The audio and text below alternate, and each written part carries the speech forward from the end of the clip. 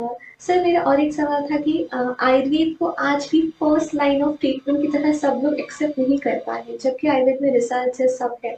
Sir आपके according इसका main reason क्या है? ये बहुत सारे बरसों का नतीजा है।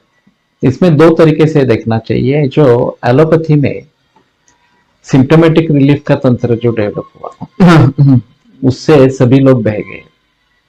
माइक्रोस्कोप की खोज एक अहम खोज है एलोपैथी में। और फिर सूक्ष्म भावों का ज्ञान होना आरंभ हो गया। और फिर आगे सोनोग्राफी आई, एक्सरे आई, फिर या स्कैन वगैरह ये सब टेक्नोलॉजी आ गई। और फिर शरीर के बारे में उसमें जो कुछ हो रहा है उसके बारे में काफी अच्छी जानकारी मिलने लगी। ये एक अहम मुद्दा है इस प्रकार से।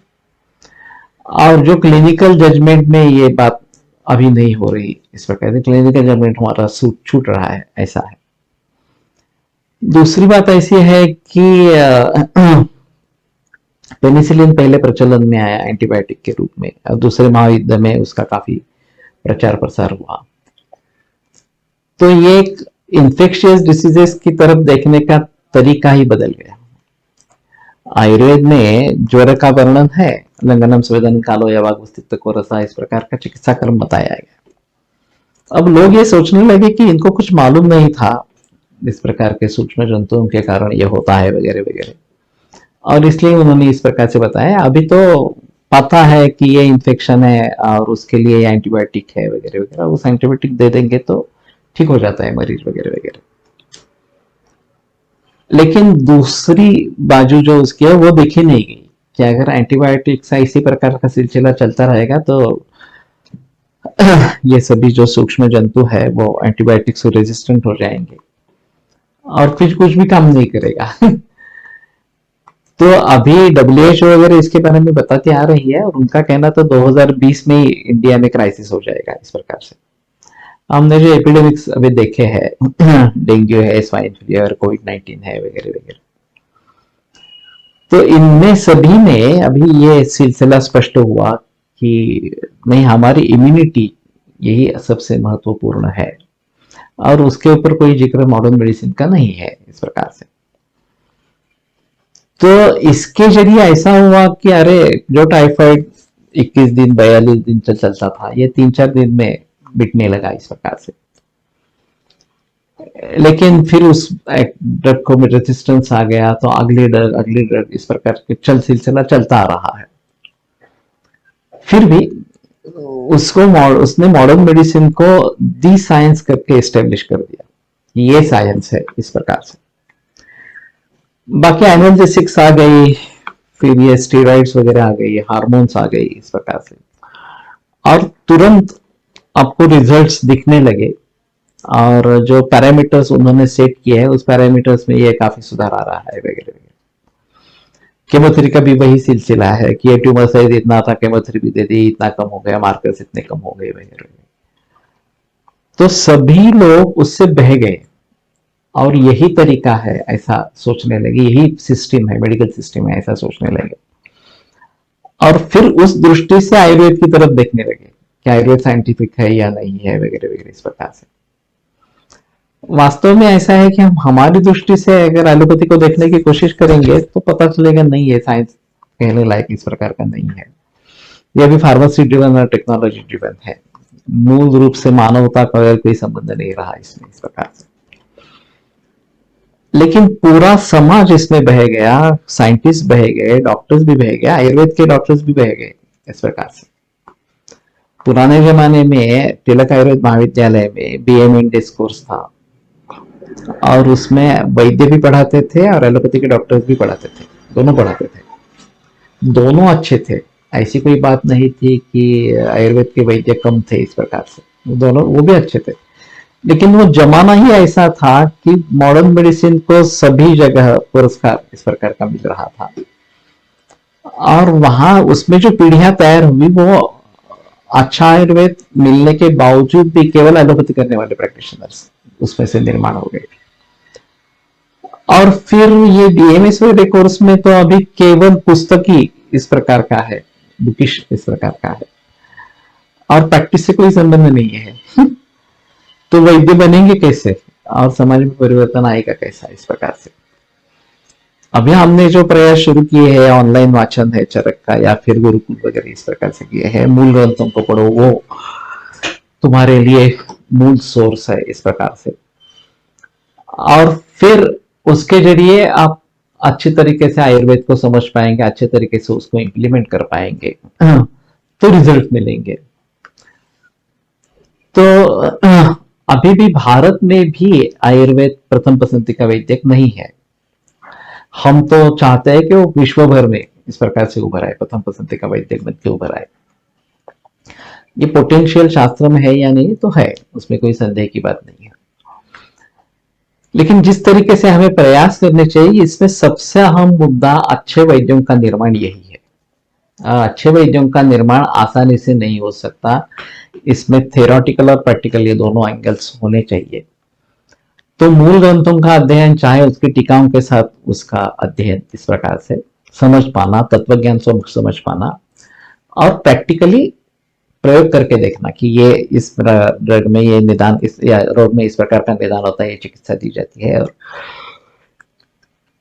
उसके जरिए अच्छे रिजल्ट्स मिलते हैं इस प्रकार से। तो ये अगर हम करते रहेंगे तो वैद्य अच्छे निर्माण होंगे तो समाज में परिवर्तन आएगा। लोगों को एलोपैथी है, आयुर्वेद है, ऐसा कुछ लेना देना नहीं, उनको रिजल्ट चाहिए। एलोपैथी सिम्टोमेटिक रिलीफ के जरिए वो रिजल्ट दे रही है, लोगों को ये पता नहीं चलता कि ये केवल सिम्टोमेटिक रिलीफ है, ये वास्तव में ट्रीटमेंट नहीं। अगर किसी को हाइपरटेंशन हो गया, हाइपरटेंशन की गोली जन्म भर देते रहना, ये ट्रीटमेंट नहीं है वास्तव में। उसे मूल रूप से दुरुस्त करना, हाइपरटेंशन को नॉर्मल टेंशन पे लाना, ये वास्तव में ट्रीटमेंट है। वो तो नहीं हो रही। डायबिटीज की वही बात है, थायराइड की वही बात है, सभी में केवल सिम्टोमेटिक रिलीफ और मीन लेवल पर लाके रखना, ये एलोपैथी अभी कर रही है और लोग समझ रहे हैं कि यही ट्रीटमेंट है। वास्तव में किसी भी रोग को दूर करना है तो पहले क्या करना है, तो उसके कारण देखने हैं। जब तक कारण चलता रहेगा, रोग चलते ही रहेंगे। कारण अभी के लाइफस्टाइल में, अभी खाने पीने में है, मानसिक तान तनाव में है, उसके बारे में किसी को लेना देना नहीं है। लोगों को सिर्फ दवाइयां खानी है, गोली खानी है। तो ये अहम मुद्दा है कि लोगों को इस प्रकार की विचार श्रृंखला से अलग करना, और मूल रूप से, चाहे आपको डायबिटीज हो, चाहे थायराइड हो, चाहे और कोई प्रॉब्लम हो, मूल रूप से वो ठीक हो जाए, दवाइयां लेने की जरूरत नहीं पड़े, आयुर्वेद की भी दवा लेने की जरूरत नहीं पड़े, ऐसा होना चाहिए वास्तव में। और वैसे हमारा स्वस्थ वृत्त एक अहम भूमिका निभाता है कि लोग स्वस्थ रहे, इसलिए स्वस्थ वृत्त बताया गया है और उसकी ज्यादा जरूरत है वास्तव में। लेकिन उसके बारे में सोचा भी नहीं जाता, क्योंकि मरीजों की संख्या इतनी बड़ी है कि सब उसी में उलझ जाते हैं। फिर स्वस्थ का स्वास्थ्य रक्षण करने के लिए क्या करना है, ये कोई सोचता नहीं है इस प्रकार से। मैंने काफी कोशिश की है, आयुर्वेदी जीवनशैली, आरोग्याची गुरुकिल्ली वगैरह इस प्रकार से मेरे काफी मुलाकातें अमेरिका में पब्लिश हुई है। आयुर्वेदी आहार जीवनाचा आधार, ये भी कुछ मुलाकातें हैं। गुंतवणूक आरोग्याची, इन्वेस्टिंग इन हेल्थ, ये भी मुलाकातें हुई है, इसकी किताब भी है। तो मैंने काफी कोशिश की है, लेकिन इसमें पैसा नहीं है। पैसा जो है, आप ट्रीटमेंट करते हैं, दवाइयां देते हो तो आपको पैसा मिलता है, केवल इस प्रकार का मार्गदर्शन करने से कुछ पैसा नहीं मिलता। तो लोग करना ही नहीं चाहते। तो मैं मानता हूं कि नहीं, इसकी आवश्यकता है। मैं हर रोज सुबह 5 मिनट का रिकॉर्डिंग करता हूं, ऑडियो रिकॉर्डिंग, और व्हाट्सएप मैसेज ग्रुप में भेजवाता हूं। तो इसमें काफी विषय आके गए हैं। कैंसर के बारे में 2 सीरियल्स चली है, आहार के बारे में सीरियल्स चली है, अभी आयुर्वेद सरस्वती करके चल रही है, इस प्रकार से। और मुझे सिर्फ समाज में ये ज्ञान वितरित करते रहना है, मुझे कुछ उससे अपेक्षा नहीं, मुझे पैसा मिले वगैरह ऐसा कुछ अपेक्षा नहीं। लेकिन समाज अगर स्वस्थ रहे तो ठीक है, हमारा तो मकसद वही होना चाहिए कि पूरे विश्व भर का समाज स्वस्थ हो जाए, किसी को कोई बीमारी ही ना हो। तो उसके लिए हमारा स्वस्थ वृत्त जो है, उसका प्रचार प्रसार अच्छे तरीके से होगा तो बात बन जाएगी इस प्रकार से। लेकिन फिलहाल मरीजों की संख्या इतनी है ज्यादा, और इतने डिमांडिंग है कि मुझे कैंसर के लिए चाहिए, किडनी फेलियर के लिए चाहिए, हार्ट डिसीज के लिए चाहिए, वगैरह वगैरह इस प्रकार से। तो सभी वैद्य भी उसी में उलझ जाता है, मैं भी उसी में उलझ गया हूँ कि प्रैक्टिस करनी है, 4 5 6 घंटे प्रैक्टिस चलती रहती है, तो थक जाते हैं इस प्रकार से। लेकिन ये समाज की जरूरत इस प्रकार की है। तो मैं मानता हूं कि समाज में परिवर्तन लाना है तो अच्छे वैद्य निर्माण हो, सभी लोगों तक अच्छी चिकित्सा पहुंचे, उनको अच्छे रिजल्ट्स मिले, तो समाज अपने आप आयुर्वेद की तरफ मुड़ेगा। उसको कुछ बताने की कोशिश करने की जरूरत ही नहीं है, क्योंकि वो समझ जाएंगे अरे हाँ इसमें रिजल्ट्स मिलते हैं तो इसमें आना है, इस प्रकार से। तो सबसे पहली जो शुरुआत होनी चाहिए वो वैद्यों का निर्माण यही होनी चाहिए। उनको भली भांति शिक्षा मिले मूल ग्रंथ पढ़ने की या टीकाएं पढ़ने की वगैरह वगैरह, उसका जो भावार्थ है वो समझने की और फिर उसका प्रैक्टिकल उपयोग करने की, तो समाज में परिवर्तन आ जाएगा, मुझे संदेह नहीं है। उसमें शायद 40 50 बरस लग जाएंगे, ठीक है, लेकिन वैश्विक समाज में भी परिवर्तन आएगा, इसमें संदेह नहीं। सर आपने बात की कि हमारे समाज को एक योग्य वैद्य की ज़रूरत है। तो अगर कोई स्टूडेंट फर्स्ट ईयर बीएमएस में आ रहा है या जो भी नया नया कॉलेज में आया है, तो उसे क्या करना चाहिए कि वो एक आइडियल वैद्य बन सके? सबसे अहम मुद्दा है कि रेगुलर क्लिनिकल प्रैक्टिस में जाना है। शाम का समय हर स्टूडेंट का क्लिनिक में ही होना है, किसी अच्छे वैद्य के क्लिनिक में अगर काम करते हैं और शुरू से ही करते हैं, पहले ईयर से ही करते हैं। शुरू में ऐसा लगता है कि अरे मुझे कुछ मालूम नहीं है, एनाटॉमी मालूम नहीं है, फिजियोलॉजी मालूम नहीं है, रोग निदान के बारे में मालूम नहीं है, चिकित्सा के बारे में मालूम नहीं है, तो मैं क्या सीखूंगा। लेकिन यह बात सही नहीं है। जब आप मरीजों को देखते रहते हैं, क्या होता है देखते रहते हैं, तो आपके मन के ऊपर संस्कार हो जाता है कि अरे इस प्रकार के मरीज थे, इस प्रकार की चिकित्सा की दी थी। बाद में आप उसके बारे में समझेंगे कि हाँ इस प्रकार से सर ने सोचा होगा और इसलिए ये दवा दे दी हुई, इस प्रकार का निदान किया होगा। तो शुरू से ही वैद्यों के पास जाना है, ये सबसे अहम है। दूसरा जो बताया गया है पाठ अवबोध अनुष्ठान नहीं, कि आयुर्वेदोपदेशेषु विधेय परमादर। अगर आयुर्वेद के बारे में परमादर रखना है तो कैसे करना है, तो एक कंठस्थीकरण। आयुर्वेद संस्कृत में है और संस्कृत की एक खासियत है कि संस्कृत में शास्त्र होकर भी पद्य रचनाएं हैं। अन्य किसी भाषा में शास्त्रीय वाङ्मय पद्य में नहीं है, ये केवल संस्कृत की खासियत है और इसलिए कंठस्थीकरण आसान होता है। अगर गद्य है तो कंठस्थीकरण करना बहुत मुश्किल होता है, ध्यान में रखना इस प्रकार के, लेकिन पद्य आसानी से रख सकते हैं। तो पहले करना है कि रेगुलरली कंठस्थीकरण करते रहना है, जो वाग्भट का सूत्र स्थान हो, निदान वगैरह इस प्रकार के हो, द्रव्य गुण हो वगैरह वगैरह। अभी तो इसके बारे में काफी सुविधाएं उपलब्ध है। मैंने भी अष्टांग हृदय का जो भाषांतर किया था, हम 3 लोगों ने किया था, तो उसके साथ में ऑडियो सीडी दी है। अभी उन्होंने वो इंटरनेट से जुड़ा दी गई है और फिर क्यूआर कोड है, तो क्यूआर कोड स्कैन करेंगे तो आपको मोबाइल में वगैरह इस प्रकार से टेक्स्ट दिखा दे रहा है और आवाज भी सुनाई देगी। तो मूल रूप से पाठांतर जो है, कंठस्थीकरण जो है वो शुद्ध हो, इसके बारे में जिक्र करना है। तो किसी अच्छे गुरु से ये करना है। सुश्रुत ने भी अभी ये किया है, यूट्यूब पे डाल दिया है, तो कोई भी जाकर देख सकता है इस प्रकार से।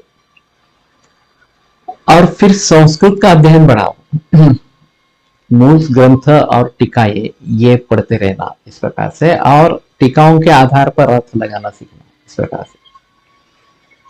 तो आपको श्लोक या कुछ भी पद्य गद्य सामने आएगा तो उसका हम आसानी से अर्थ कर सकेंगे। ये धीरे धीरे होने वाली प्रोसेस है, एकदम तो नहीं हो सकता, लेकिन कोशिश करेंगे तो धीरे धीरे हासिल होगा इस प्रकार से। और उसके साथ में वैद्यों के पास जाते रहना चाहिए, पंचकर्म वगैरह सब देखने चाहिए, औषधिकरण देखना चाहिए, गुरुकुल अगर है तो उसमें शामिल होना चाहिए। तो ये सब बातें करते रहेंगे तो अच्छा वैद्य बनेगा, और अच्छा वैद्य बनेगा तो वो अपनी भी उन्नति कर सकेगा और समाज के लिए भी अच्छा इस प्रकार का हो जाएगा। तो शुरू से लेकर ये कंठस्थीकरण, उसके समझने के बारे में कोशिश, चाहे गुरु का मार्गदर्शन ले ले या किसी दूसरे तरीके से करे, और प्रैक्टिकल करते रहना है, देखते रहने चाहिए मरीज। और रस शास्त्र वगैरह की भी औषधि निर्माण वगैरह इस प्रकार से कर सकते हैं। अगर खेती है खुद की घर की तो उसमें भी हम ज्यादा ध्यान दे सकते हैं खेती में, और दोनों तरीके से हमारे लिए अच्छा होगा कि अच्छी फसल हमें भी मिलेगी, हमारा स्वास्थ्य बना रहेगा, और लोगों को भी हम अच्छे प्रोडक्ट्स दे सकेंगे। तो उस दृष्टि से सभी से देखना है। सर आपने बहुत अच्छी बात कही कि हमें कैसे करना चाहिए। सर अभी आजकल आर्टिफिशियल इंटेलिजेंस और मशीन लर्निंग भी बहुत बढ़ रहा है, वो हर चीज़ में आ रहा है। तो आपको क्या लगता है कि आयुर्वेद में मशीन लर्निंग या आर्टिफिशियल इंटेलिजेंस का क्या स्कोप या इम्पोर्टेंस हो सकता है? ऐसे रोबोटिक सर्जरीज होंगे तो क्या वैसे आगे चल के रोबोटिक पंचकर्म भी आ सकता है? हो सकता है।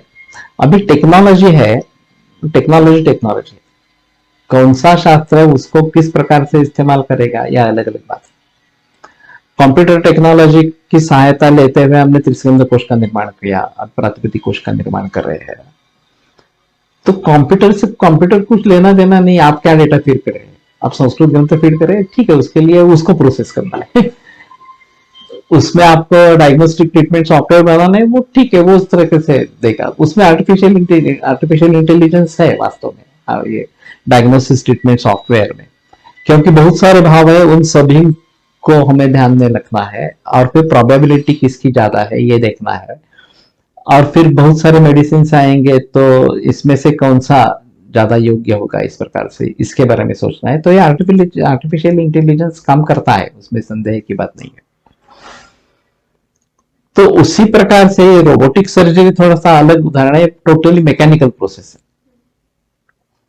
वैसे जो भी मैकेनिकल प्रोसेसेस है उसके बारे में हम इसके बारे में जरूर सोच सकते हैं, औषधि निर्माण के वगैरह बारे में सोच सकते हैं। अभी काफी लोग वो पुराने तरीके से भस्म वगैरह बनाना या फिर औषधि निर्माण करना ये छोड़कर गैस के ऊपर भट्टी लगाते हैं वगैरह वगैरह इस प्रकार से।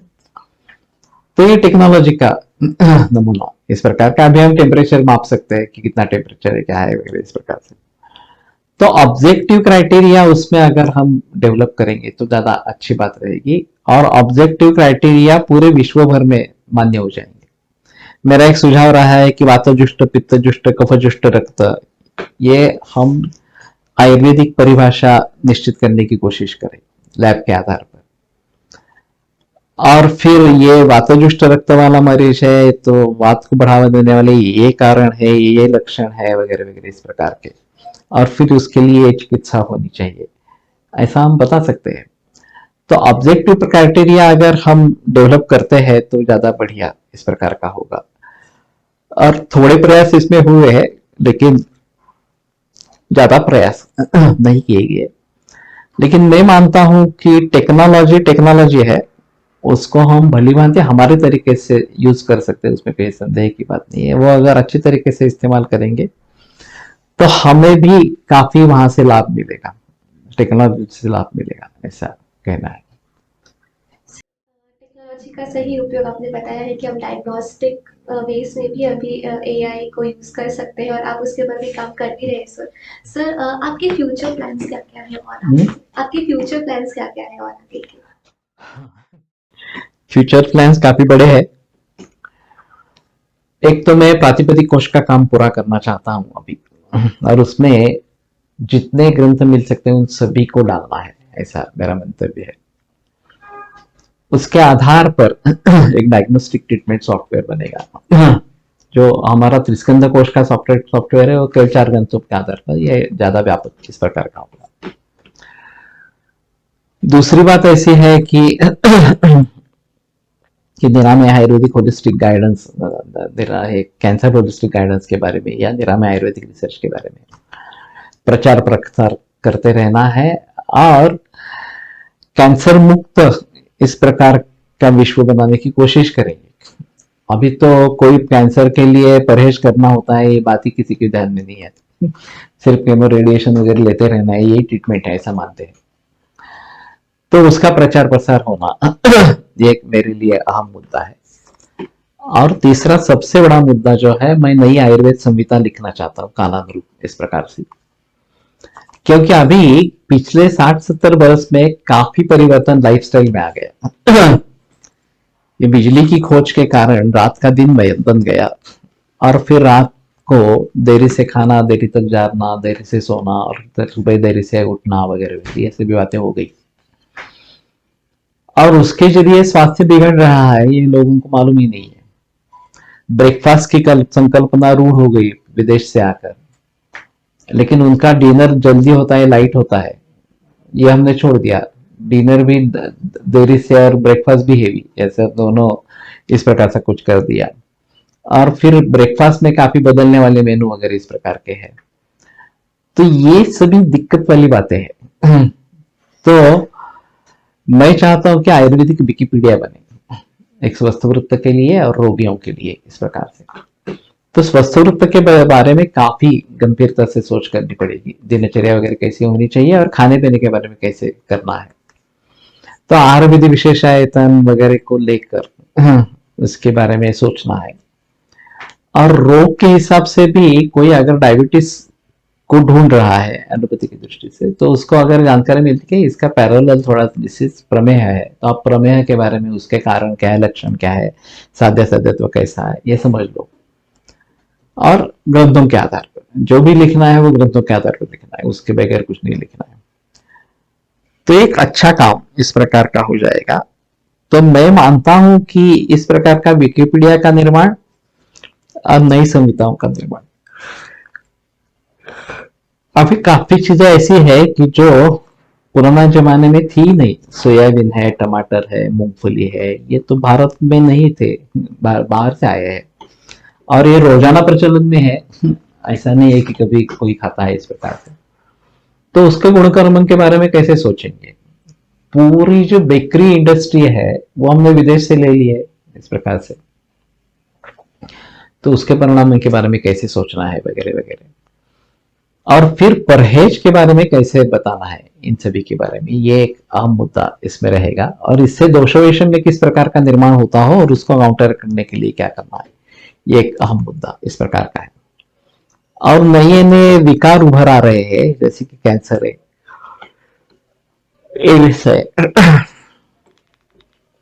या भी स्वाइन फ्लू वगैरह वगैरह इस प्रकार से, जिसको शायद हम जनपदों के रूप से कुछ हद तक ले सकते हैं। लेकिन इन सभी के बारे में सोचना जरूरी होगा। और एक आम वैद्य के लिए, जिसका ज्यादा गंभीर नॉलेज नहीं है, उसको भी प्रैक्टिस आनी चाहिए आयुर्वेद की। तो उसके लिए सहायता इससे मिले, इस टेक्स्ट से मिले, संहिता से मिले, ऐसा मेरा सोच है। तो ये सबसे बड़ा काम है कि नई संहिता लिखना आयुर्वेद में, और वो संस्कृत में रहेगी, लेकिन उसका विवरण वगैरह जो है वो हिंदी अंग्रेजी में होता रहेगा। हम जो सुबह वाचन कर रहे हैं उसी में ये नई संहिता का आरंभ जब होगा तो मैं बताता रहूंगा, नई संहिता को ही पढ़ूंगा इस प्रकार से। फिर उसके ऊपर कुछ सुझाव आते रहेंगे, कुछ आशंकाएं पूछी जाएगी, उसका निरसन करेंगे। तो इस प्रकार का सिलसिला चलता रहेगा। लेकिन जो कनिष्ठ बुद्धि वाला वैद्य है उसको भी समझ में आना चाहिए कैसे करना है, क्या करना है। तो ये मेरा मकसद है कि आगामी काल में क्या करना है, तो ये इस प्रकार से करना है। सर, हमारी ऑडियंस में से एक सवाल आया था जब हम फ्यूचर की बात कर ही रहे हैं, तो कि आगे चल के इंटरस्टेलर से मार्स पर रहने की बातें हो रही है, मार्स पर रहने की बातें हो रही है आगे चल के। तो अगर ऐसा होता है कि हम दूसरे प्लैनेट पर जाते हैं, तो तब आयुर्वेद का या उसकी औषधि का क्या स्वरूप रहेगा?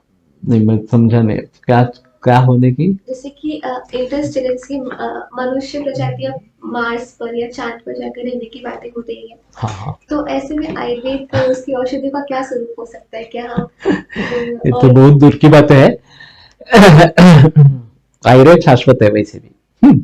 कितने भी वर्ष चले जाए, 10,000 वर्ष भी चले जाए, तो भी आयुर्वेद रहेगा ही, उसमें संदेह की बात नहीं है। ये जो चेंजेस आते रहे हैं या आएंगे आगे भी इस प्रकार से, उनको आयुर्वेद की तत्वज्ञान के दृष्टि से परखना है, और उसमें कैसे मार्ग आगे चलना है ये देखना है इस प्रकार से। और मूल रूप से चिकित्सा होनी चाहिए, मूल रूप से निदान और मूल रूप से चिकित्सा होनी चाहिए, केवल सिम्टोमेटिक रिलीफ इस प्रकार का नहीं होना, ये हमें देखकर चलना पड़ेगा इस प्रकार से। तो मैं समझता हूँ कि कितने भी बरस निकल जाए, ये सिलसिला ऐसा ही चलता रहेगा। उस जमाने में जो कुछ एडवांस टेक्नोलॉजी वगैरह है, उसका चाहे हम जहाँ पे प्रयोग कर सकते हैं वहां पे हम प्रयोग करेंगे और हमारी दृष्टि से प्रयोग करेंगे, ये इसमें अहम मुद्दा इस प्रकार का रहेगा। तो मुझे नहीं लगता कि इसके बारे में कुछ सोचना है। वैसे आयुर्वेद के क्षितिज के बारे में मैंने काफी बार बोला है कि आयुर्वेद में क्या क्या कर सकते हैं। ये अभी एक जैसे बाकी बातें हुई थी नैसर्गिक खेती वगैरह, उस प्रकार के कंप्यूटर के फील्ड में काफी कर सकते हैं कि डायग्नोस्टिक ट्रीटमेंट सॉफ्टवेयर से लेकर मैनेजमेंट, क्लिनिक मैनेजमेंट वगैरह वगैरह, इस प्रकार से मूल ग्रंथों को उपलब्ध कराना, लाइब्रेरी, ई लाइब्रेरी चलाना वगैरह, काफी बातें कंप्यूटर के जरिए हो सकती है। तो उसके बारे में भी सोचना है कि हम टेक्नोलॉजी का कहाँ कहाँ कैसे प्रयोग कर सकते हैं, उसके बारे में सोचना है इस प्रकार से। सर मेरा एक आखिरी सवाल है कि आपको इतने सालों का एक्सपीरियंस है, आप देश विदेश घूम चुके हैं, इतने लोगों से मिले हैं, इतने सालों का तजुर्बा है, तो आप अपने इस जिंदगी के तजुर्बे के अनुसार सभी ऑडियंस को जिंदगी में सक्सेसफुल होने की या खुश रहने की कोई 3 टिप्स या गाइडलाइंस देना चाहेंगे? जिंदगी में खुश रहने या सक्सेसफुल होने के कोई 3 टिप्स या गाइडलाइंस? लगन से काम करना और पूरा उसी में ध्यान देना, यही है एक्चुअली। अगर आपका आयुर्वेद अच्छी तरीके से बहा रहा है तो आप हो जाएंगे। आयुर्वेद में प्रेम करो, आयुर्वेद के ऊपर, तो फिर अपने आप लगन उसमें आ जाएगी, और लगन आ जाती है तो रिजल्ट अच्छे मिलने ही वाले हैं। तो पहले ये होना चाहिए कि हाँ, मुझे आयुर्वेद करना है, मुझे आयुर्वेद में दिलचस्पी है और आयुर्वेद महान है, इस प्रकार से। मैंने जब एडमिशन ली थी तो मैं भी तंग आ चुका था कि कॉलेज में कोई पढ़ाई नहीं होती, कुछ भी नहीं है, इस प्रकार से। तो एक मित्र मुझे कोलटकर सर के पास लेके गया और सर मेरे मुझसे 1.5 घंटा तक बोले इस प्रकार से। वो मेरे जीवन में एक टर्निंग पॉइंट था, क्योंकि उसी क्षण मैंने निर्णय कर लिया कि मैं शुद्ध आयुर्वेद करूंगा और मेरा जीवन आयुर्वेद के प्रति समर्पित करूंगा। तो ये बात होने के बाद फिर मुझे कभी आशंका नहीं है क्या करूं क्या नहीं करूं वगैरह, किस प्रकार से आगे जाऊं वगैरह। समस्या आती है, उसमें कोई संदेह की बात नहीं, तो समस्याओं का समाधान उस समय में जो भी है उस तरीके से निकालते रहते हैं।